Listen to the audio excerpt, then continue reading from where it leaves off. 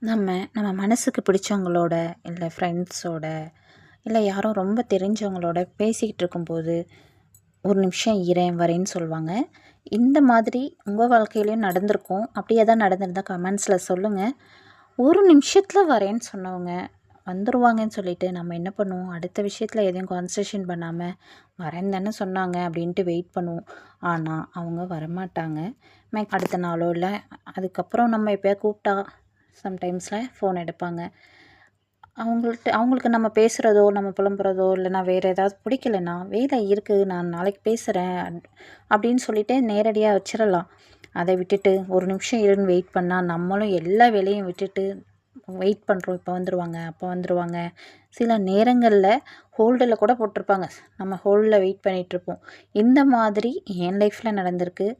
உங்கள் லைஃப்பில் எதாவது நடந்திருந்தால் சொல்லுங்கள். இனிமேல் நம்ம அந்த மாதிரி இருக்கக்கூடாது.